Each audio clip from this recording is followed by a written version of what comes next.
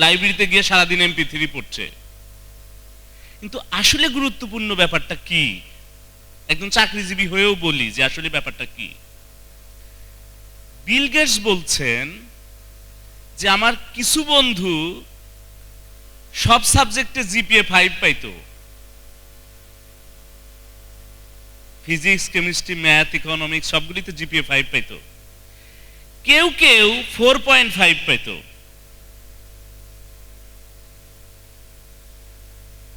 ভালো রেজাল্ট করতো। আমি কোনো সাবজেক্টে 5 পাইছি, কোনোটাতে 4.5 পাইছি, কোনোটাতে 4 পাইছি, কোনোটাতে 3ও পাইছি।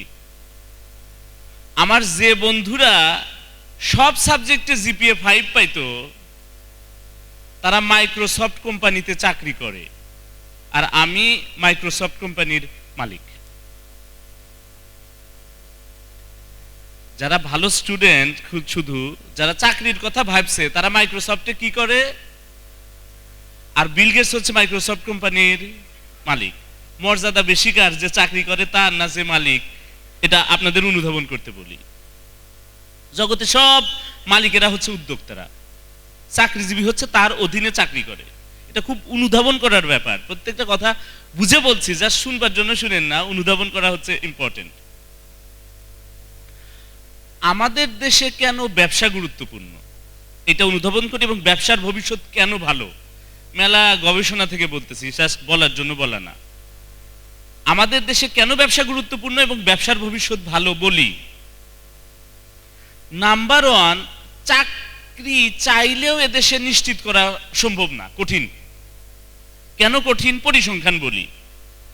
প্রতি বছর সরকারি পদে পদ থাকে, BCS এ যখন সার্কুলার হয় পদ থাকে 2000, অ্যারাউন্ড 2000। পরীক্ষা দেয় কি পরিমাণ? সর্বশেষ BCS এ দরখাস্ত করছে খুব বেশি না, 4,75,000। অনুধাবন করতে বলি, পদ কত বলেন? দরখাস্ত করছে কত? 4,75,000। এটার পরিষ্কার হিসাব হলো 4,73,000 বাদ পড়বে। যারা বাদ পড়বে তাদের ফিউচারটা কি? যে পরিমাণে দেশের চাকরির সুযোগ, তার তুলনায় চাকরি প্রার্থীর সংখ্যা কয়েকশো গুণ বেশি। ফলে চাকরির কথাই যারা ভাববে কেবল, তাদের বেশিরভাগই সারা জীবন বেকার কাটতে হবে। চাকরির কথাকে কমায় দিয়ে কেউ যদি উদ্যোগের কথা চিন্তা করে, দুটো লাভ। এক হলো তার নিজের জীবন নিশ্চিত হবে, নাম্বার 1। নাম্বার 2 হলো আরো অনেক মানুষের জন্য কর্মসংস্থানের সুযোগ তৈরি করতে পারবে। বলেন এই পয়েন্টটা বুঝছেন কিনা? যিনি উদ্যোক্তা তিনি দুইটা গুরুত্বপূর্ণ কাজ করতেছেন। এক, নিজের চাকরির জন্য আর কারোর কাছে অপেক্ষা করতেছেন না, রিকোয়েস্ট করতে হচ্ছে না।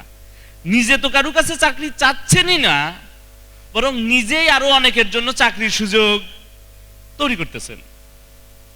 ফলে উদ্যোক্তার মোর পাওয়ারফুল দেন চাকরিজীবী, এবং রাষ্ট্রের উচিত এই উদ্যোক্তাদের পাশে থাকায়, যেন এদেশে অধিকতর চাকরির সুযোগ তৈরি হয়।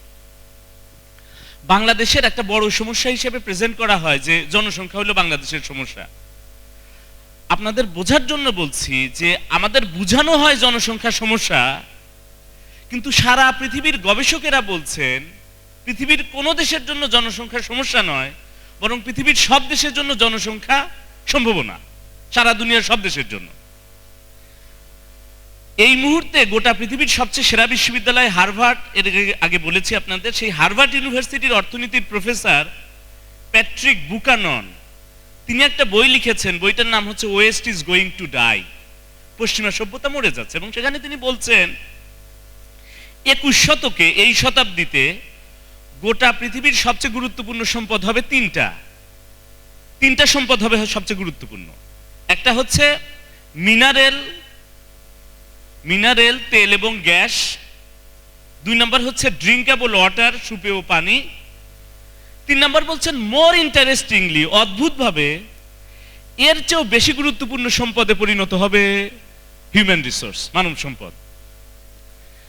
প্রাথমিকভাবে কথাটা আমাদের বিশ্বাস হতে চায় না, কারণ আমাদের চারপাশে তো খালি মানুষই দেখি, এবং মানুষ চারপাশে দেখি বলে মানুষকে আমরা বোঝা মনে করি। খালি বোঝা মনে করি তা না, মানুষকে নিয়ে যে আমাদের দেশে কত ধরনের ফান আছে প্রচলিত। একবার ইংল্যান্ড থেকে নাকি আমেরিকায় যাচ্ছে জাহাজে মেলা দেশের মানুষ ইংল্যান্ড থেকে আমেরিকা আটলান্টিক মহাসাগর পাড়ি দিয়ে জাহাজে যাচ্ছে। তো 3 ব্যক্তির মধ্যে গল্প হচ্ছে, একজন বাংলাদেশি, একজন আমেরিকান আর একজন জাপানিজ। গল্পের বিষয়বস্তু হলো কোন দেশ সেরা। আমেরিকানরা বলছে আমরা সেরা, আমরা অর্থ সম্পদে সবচেয়ে সমৃদ্ধ, এবং তা প্রমাণ করার জন্য হাতের দামি ঘড়িটা পানিতে ফেলে দিছে। বাংলাদেশি আর জাপানি বলছে ভাই করলেন কি? তখন সে অবজ্ঞার ভঙ্গিতে বলছে ভাই এসব জিনিস তো আমাদের দেশে মেলা, আমরা তো অনেক ধনী। জাপানি চিন্তা করছে আমরা তো প্রযুক্তিতে সেরা, তার প্রযুক্তিতে সেরা তা প্রমাণ করার জন্য তার হাতের ডিজিটাল ক্যামেরাটা পানিতে ফেলে দিছে। বাংলাদেশি আর আমেরিকান বলছে ভাই করলেনটা কি? সে ভাব নেওয়ার ভঙ্গিতে বলছে ভাই এসব জিনিস তো আমাদের দেশে মেলা। বাংলাদেশি চিন্তা করছে আমরা তো একটু চাপাবাজিতে এগিয়ে। তো পাশ দিয়ে এক মানুষ যাচ্ছিল, আস্ত একটা মানুষ ধরে পানিতে ফেলে দিছে। আমেরিকান আর জাপানি অবাক, বলে ভাই করলেনটা কি? ও অবলীলায় বলছে ভাই এসব জিনিস আমাদের দেশে মেলা। তো বাংলাদেশিদের সম্পর্কে ধারণা হয় যে দেশে মানুষ হলো মেলা, ফলে এইটাকে আমরা মনে করি সমস্যা। কিন্তু আপনাদের একটা ইনফরমেশন বলি, তথ্য অনুধাবন করতে বলি শোনার জন্য। এই মুহূর্তে পৃথিবীর খুব গুরুত্বপূর্ণ গবেষণা সংস্থার একটা হচ্ছে গোল্ডম্যান স্যাক্স, আমেরিকান গবেষণা সংস্থা, যারা কাজই করে আপনাদের নিয়ে, বিনিয়োগকারী প্রতিষ্ঠান, বিনিয়োগ নিয়ে গবেষণা করে গোল্ডম্যান স্যাক্স। গোল্ডম্যান স্যাক্সের একটা ইনফরমেশন বলি। গোল্ডম্যান স্যাক্স বলছেন 21 শতকে, এই শতাব্দীতে গোটা পৃথিবীর অর্থনীতিকে নিয়ন্ত্রণ করবে 5টা রাষ্ট্র।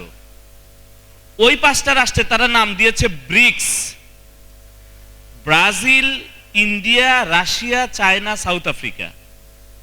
ওই 5টা রাষ্ট্রে তারা নাম দিয়েছে ব্রিক্স। কি নাম দিয়েছে বলেন? BRICS. Brazil, India, Russia, China, South Africa. বলছে 21 শতকের অর্থনীতিকে নিয়ন্ত্রণ করবে ওই 5টা রাষ্ট্র।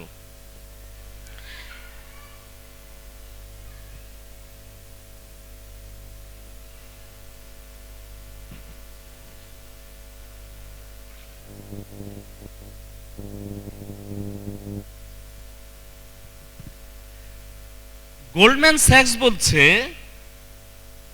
21 শতকের অর্থনীতিকে নিয়ন্ত্রণ করবে কয়টা রাষ্ট্র? 5টা রাষ্ট্র। এই 5টা রাষ্ট্রকে কি বলছে তারা?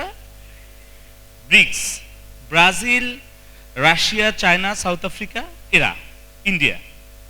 এটা বলেই বলছে যে এরপরে ঠিক 11টা রাষ্ট্র ধেয়ে আসবে পরবর্তী বিশ্ব শক্তি হওয়ার জন্য। ওই 11টা রাষ্ট্রের ওই পোটেনশিয়াল আছে, ওই সম্ভাবনা আছে। ওই 11টা রাষ্ট্রে তারা নাম দিয়েছে N11। N11 মানে নেক্সট 11, যারা পরবর্তীতে বিশ্ব শক্তি হওয়ার মতো সম্ভাবনাময়। এবং গোল্ডম্যান স্যাক্সের তথ্য অনুযায়ী 21 শতকে পরবর্তী বিশ্ব শক্তি হওয়ার মতো সম্ভাবনাময় ওই 11টা রাষ্ট্রের মধ্যে অন্যতম রাষ্ট্রের নাম বাংলাদেশ। প্রশ্ন হচ্ছে যে তারা কি দেখে বলছে, কি দেখে বলছে? ওই ইনফরমেশনটা বলতে চাই যে কি দেখে বলছেন তারা। একটু বলি, হিউম্যান রিসোর্স হচ্ছে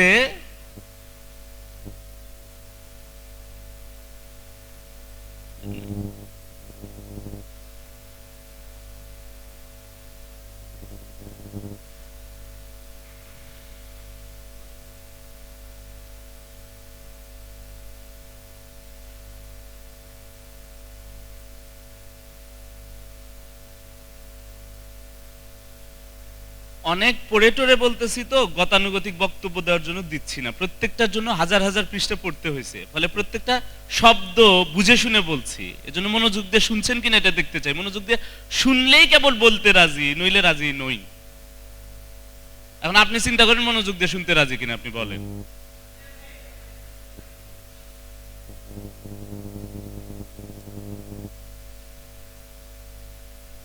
শুনে রাখেন, 21 শতকে, বুঝে বলছি, আমেরিকা ফল করবে বা তাদের ইকোনমি কমে যাবে, ইউরোপ আরো কমবে। 21 শতকে গোটা পৃথিবীকে নিয়ন্ত্রণ করবে এশিয়া। মেলা কারণে, তার প্রধান কারণগুলির একটা হচ্ছে তার প্রচুর হিউম্যান রিসোর্স আছে।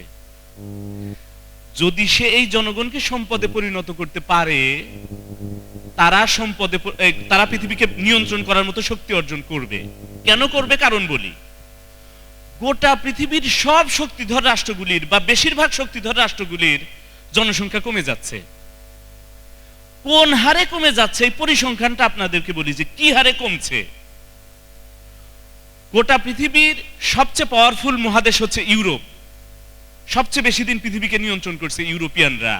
আমাদেরকে একসময় নিয়ন্ত্রণ করেছে ইংরেজেরা, করছে তো নাকি 190 বছর। এই ইউরোপ গোটা পৃথিবীকে নিয়ন্ত্রণ করেছে। সেই ইউরোপ এখন কেমন আছে আপনাদেরকে বলি। 1900 সালে ইউরোপের জনসংখ্যা ছিল সারা পৃথিবীর মোট জনসংখ্যার 25 ভাগ। বর্তমানে এটা কমে দাঁড়িয়েছে 11 ভাগে, এবং এইভাবে কমতে থাকলে 2050 সালে তাদের জনসংখ্যা হবে পৃথিবীর মোট জনসংখ্যার 7 ভাগেরও কম। ইউরোপের সবচেয়ে ধনী দেশ হচ্ছে জার্মানি। ইউরোপের সবচেয়ে ধনী দেশ জার্মানি, যারা ইউরোপের অর্থনীতিকে নেতৃত্ব দিচ্ছে গত 50 বছর ধরে। সেই জার্মানির জনসংখ্যা কি পরিমাণ হারে কমছে উদাহরণ বলি।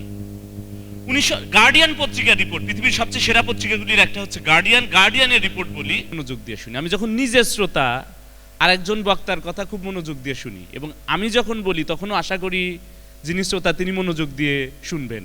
মনোযোগ দিয়ে না শোনার কারণে আমরা কথার ভিতরে ঢুকতে পারি না আসলে। এবং একটা কথা বলি, আমাদের দেশে বক্তা কম, তার চেয়েও কম আসলে শ্রোতা। এই সমস্যা আছে নাকি নাই?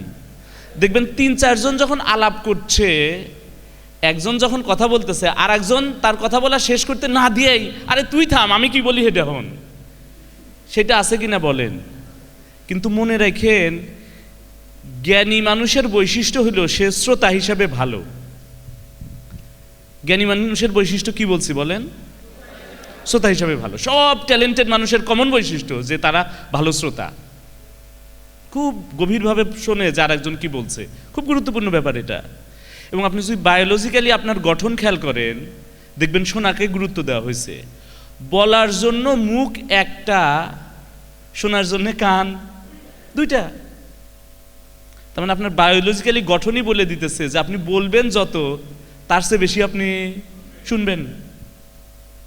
শোনা ভেরি ভাইটাল ব্যাপার। আমরা ভালো শ্রোতা নাই দেশের মানুষেরা, এবং আমাদের কথা হৃদয়ের ভিতরে প্রবেশ করে না শ্রোতা হিসেবে আমরা খুব গভীর না হওয়ার কারণে। ফলে আমি অনুরোধ করি, যা বলছি আমি যদি বলেন 2 মিনিটে বলে শেষ করেন, 2 মিনিটে বলবো, কিন্তু প্রত্যেকটা শব্দ মনোযোগ দিয়ে শুনতে হবে। আপনি বলেন এটা শুনতে রাজি কিনা, আপনারা সবাই বলেন। একটু বলি, দেখেন জনসংখ্যা আপনারা যে কাজ নিয়ে ডিল করতেছেন সেটা যে কত পাওয়ারফুল সেটা বোঝার জন্য বলছি। ইউরোপের অর্থনীতিকে নিয়ন্ত্রণ করছে জার্মানি, বা নেতৃত্ব দিচ্ছে জার্মানি গত 50 বছর ধরে। সেই জার্মানি এখন কেমন আছে বলি। 1990 সালে জার্মানির জনসংখ্যা ছিল 12 কোটি। এটা পৃথিবীর সবচেয়ে সেরা পত্রিকার একটা গার্ডিয়ান পত্রিকার রিপোর্ট বলছি। 1990 সালে জার্মানির জনসংখ্যা ছিল 12 কোটি। বর্তমানে এটা কমে দাঁড়িয়েছে 8 কোটি, এবং একইভাবে কমতে থাকলে 2050 সালে জার্মানির জনসংখ্যা নেমে যাবে 4 থেকে 2 কোটিতে। এবং এই হারে কমতে থাকলে এই শতাব্দীর শেষ নাগাদ জার্মান জাতি গোটা পৃথিবী থেকে হারিয়ে যাবে। 2-1 জন হয়তো থাকবে ধরেন চিড়িয়াখানায়, সবাই টিকিট কেটে দেখবে যে আচ্ছা এটা জার্মান দেখতেছি।